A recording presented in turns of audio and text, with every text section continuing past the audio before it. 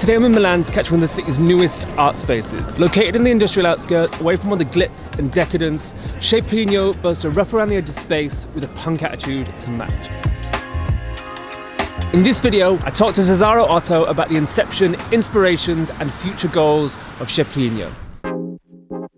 CHEZPLINIO was born from kind of ashes from an other side project, because we started to do exhibition in 2012 in Berlin as a collective. At the time we didn't have any fixed place, and then slowly we were moving in different cities. So we started as Berlin, then we've done something in Chemnitz, and this was this project called Schwanzer Collective. Then from 2014 to 2016 we have done this project called Einmal, in German means one time, and the project was based on one artist with one work, and was a really tiny gallery in the center of Modena where we used to show maybe 14 exhibitions in 2 years. It was a lot, too much.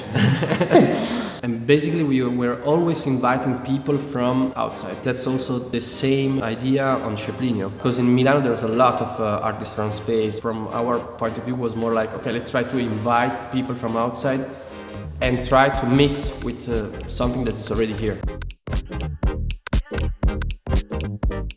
As with every space I visit, a recurring theme is the vast archive of past projects, with the successes or failures that have enabled spaces to hone in on their aesthetic language.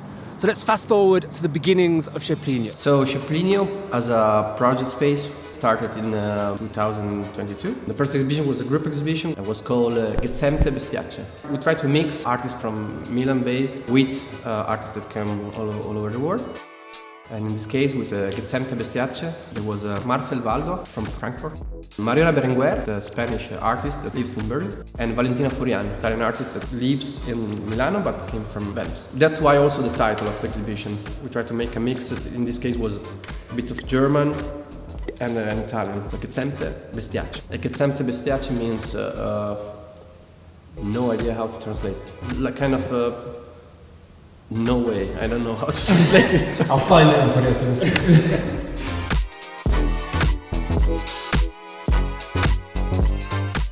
Okay, now let's talk about the elephant in the room, that inverted police car in the background.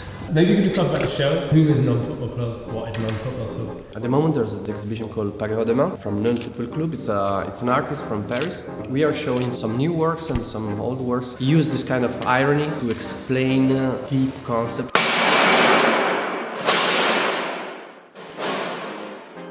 Pagherò domani means I'm gonna pay tomorrow, and it's a way to say nobody gonna pay. You know, you order a drink at the bar and the barkeeper say, yeah, 15 bucks, and you say, yeah, of course I'm gonna pay tomorrow. Of course it's referred to police in this case, kind of a political word that say there's no responsibility with the power in terms of police. From a first looking, it looks kind of easy word, kind of iconic, simple joke. Of course it looks like a joke, it's funny, it's a car upside down, but this is just the first step.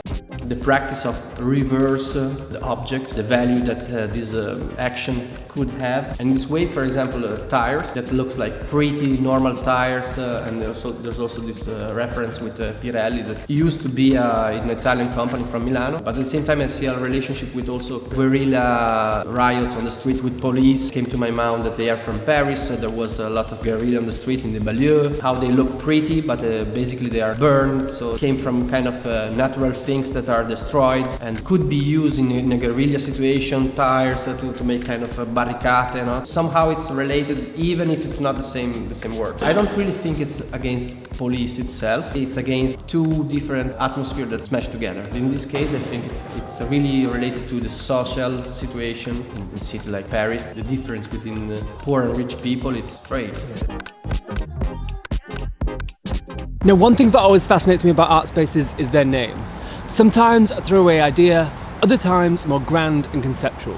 So where did the name CHEZPLINIO come from? Brutti, Sporchi e Cattivi, that's a film from Ettore Scola in the 70s. It's based on a story about like a suburbs family that lives in the countryside of Rome. And there's this guy, Giacinto, that's an old guy, father of 12 sons that live all together in this kind of super shitty place. He got some money, but he hid this money somewhere in the houses. All the sons and the wife tried looking for the money. At a certain point, one of the son, Plinio, asked to his dad, you know, father, with 300 lire, I could be able to open like a barber shop. Why should I give you some money? And he said, yeah, but I'm gonna give you back. And he said, you don't have to give me back nothing because I'm not gonna give you anything. The idea is like to do a project without having the money to do it.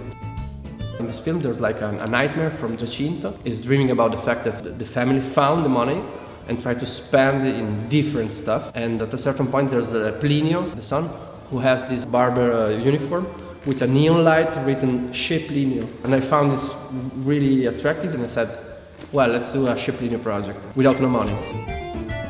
We invest our own money. It's a huge black hole. We are pretty sure that we're not gonna get any money back. The aim of the project could be more like show some artists that could not be able to show huge installation in other space. Do you think that's a disadvantage in terms of changing name and changing identity quite quickly? I don't think it's an advantage because you have, I mean, we have done a lot of shit. So changing name, it's also, you know, to kind of erase your identity before. Of course, it could be a disadvantage. You try to keep some audience, but at the same time, it makes no sense to keep a project if it changes so much. We somehow say that there was something before without saying exactly what it was before. When we found this place, we were looking for a lot of spots in Milano. The difficult stuff about Milan is that most of the time you find some kind of studio or exhibition place, they are subgrounded. Most of the time you have the problem that there's people that live under it, so you have to be quiet, and this is a working place, so we don't give a shit, and we also like that we are so close from people that really work. Hold up! Buddy! In front of us there's a gym, here people are welding. Lorenzo, the guy close to us, repair industrial machine. CHEZPLINIO described themselves as a penniless project soon destined to fail. So I wanted to know, what were their future goals? We don't really have a long-term schedule in terms of exhibition or what we want to do. We try to do what we can with the money that we have. It's always related to the budget that we have, and we don't have any. We are lucky and also unlucky. That's like the ground of this place, it's completely fucked up. So we don't give a shit about like even show stuff that could damage the place.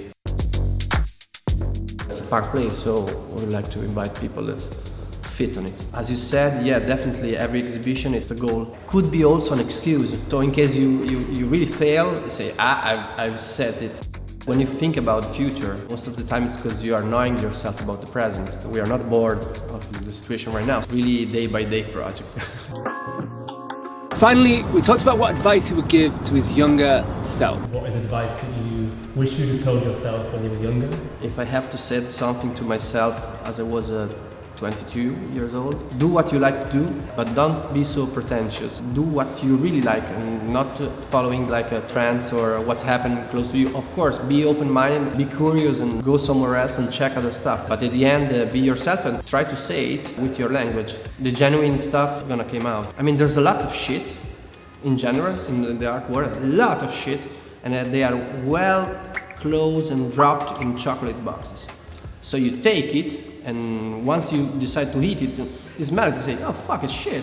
Be careful what you choose and be careful how you spend your time. And don't try to explain everything you do. I've said a lot of shit.